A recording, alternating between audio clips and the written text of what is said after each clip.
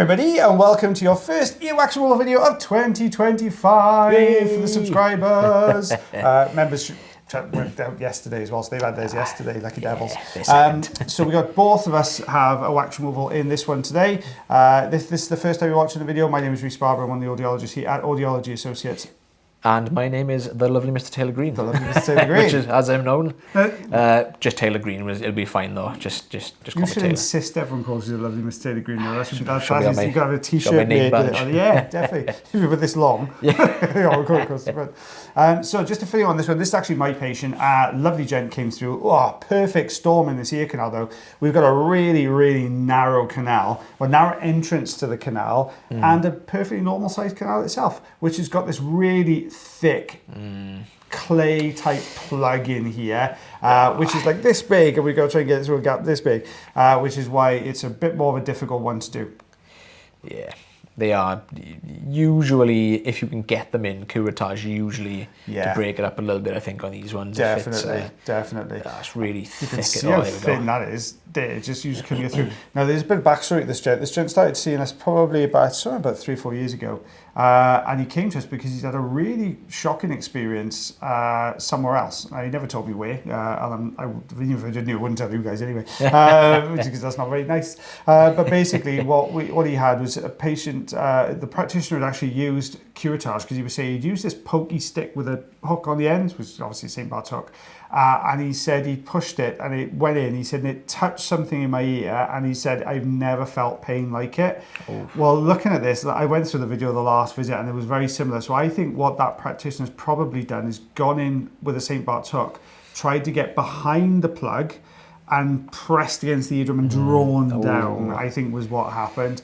Wow. This gentleman describes it as he physically left the chair. It was that uncomfortable. Oof. So we're using the Jobson horn here. We are really acutely aware of the depth we are in this ear canal as well. You can just kind of just about on the edge of the camera, you can see the ear canal, the roof of the ear canal. Yeah. So you can almost kind of see where there we go, yeah. You just see a little teeny tiny bit of the eardrum as well. So I'm going to concentrate on the bottom here because I know we're getting a little bit closer to the drum. And the way the Jobson horn works, the ideal way for that Jobson horn to work is to get behind the plug. And you can see what I'm doing here. I'm not trying to get behind it. I've actually turned it now just to try and pull it in from the sides. I want to pull it away from that drum, but it's pretty sticky. It doesn't want to come away. So we're going to have to go back in with a little bit of suction here. I think the problem a lot of the time when someone has a really bad experience, they tend to hold off booking appointments again. I literally had the same thing with a patient today. She came through, fair play, and lots of issues historically, and she said, I had I think it was irrigation done somewhere, and she said it was horrible. She said as soon as it went in, it was just pain, and it's just stopped her from having it done again. So she was, understandably really nervous before we started, but absolutely fine when we finished. It was perfect. I think the advice I'd give to anybody, I was saying, we wouldn't be able to tell you good practitioners and poor practitioners, but what I would say is, go with your gut, phone the company up, have a chat with the person who's going to be doing the procedure if you can. You can't always do that, but you'll get a good vibe. If you feel, when you're having something like this done, uncomfortable, or you don't feel that something's not right, the best you can do is ask that practitioner to stop, okay? And then if you're not happy, just say, I don't really want to carry on the procedure.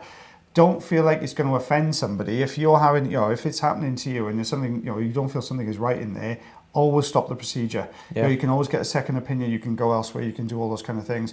If you want to come and see myself or the lovely Mr. Taylor Green, you can book yourself an appointment through the link tree in the description as well. So you've seen what we can do, and this is why I think a lot of patients use the videos you're seeing here because they can see what we're actually doing. They have a little bit more confidence in what we can do, which is the whole reason we started the channel in the first place. So always do your due diligence, guys. And if it doesn't feel right, stop, and go somewhere else. That's my advice I'd always give.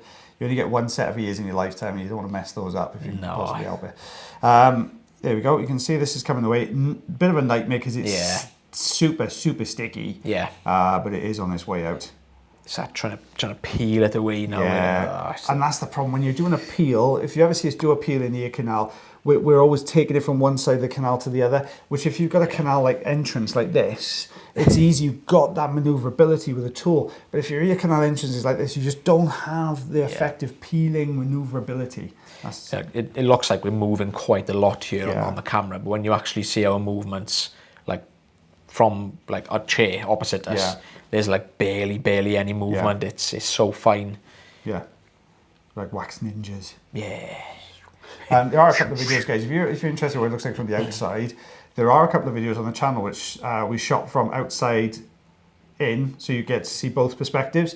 And I think there's one, I think where both of us are in there, aren't there? There was one chap that came in. Christmas time last year, that was probably one of the most difficult ones I've had to do in a while. Yeah, that was tough. Yeah, that was tough. Yeah, that was tricky. But you get to see it from both sides. Mrs. B actually came in and filmed that one, so you get to see it from both angles as well. So it's always an interesting one to watch.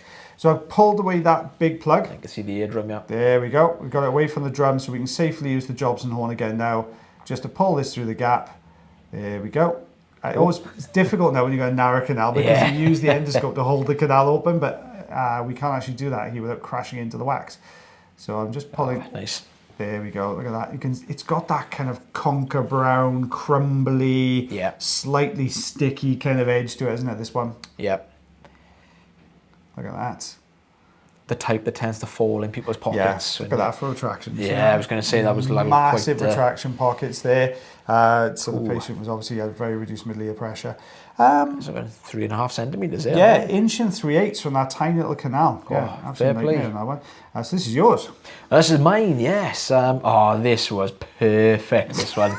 If there are wax plugs that you would class as perfect, this would be it. You can see it looks really sticky to start with. You know, it looks like it's really firmly attached to the ear canal, but we get a really good grip, lifts off the ear canal, whole thing literally comes out in one go. Look at that. Look at that. Oh, that skin and everything. Oh, look at that. Wow. I wish everyone was like that. There we go. Life would be a lot easier. Yeah, it's exactly the same on the other side. Absolutely perfect. How come I get the narrowest ear canal in the world and you get this? This is 2025 is not off to the best of starts, is it really? Our roles have been reversed. Yeah. Same again, really good grip. Patient has been using olive oil, to be fair. Little bit more kind of anchored in this one. It didn't quite come away as easy, but as soon as we got that peel away, it came away nicely. Here we go. Oh, that's what we want to see. There we are. It's whether you leave anything behind, that's the thing where it kind of breaks off. Whoa, look at that skin underneath there. Lovely, tiny little bit left. Well, that's right on the eardrum as well, isn't it? Yeah, it's pretty deep, this last bit. Not an easy one. Oh, look at that. That practically ran out to the ear canal then, Taylor Green. I couldn't believe how easy that was, because you normally see ones like that and you think, oh, this could take a while. Anchored in the recess. Yeah. But no, that was perfect. Look at that. We got... I'd probably say just over 2.5 centimeters there, maybe 3 centimeters. I'm going to go 1 inch and 1/8 on that one. Yeah, I think that was perfect. I wish everyone was like that. Oh, that'd be amazing. Well, guys, thank you so much for watching that video again today. Don't forget, if you do enjoy the videos, you can please like, heart, share, follow, and subscribe for us. That would be fantastic. If you thoroughly enjoy the videos, you could also consider becoming members of the channel. That way, then you get to see even more videos. We're still going to post those regularly on Tuesday and Thursday every single week. But as always, guys, in the meantime, take care of yourselves. Take care of your ears. And take care of one another. And myself and lovely Miss Taylor Green are going to see you again soon. Bye, everybody. Bye-bye.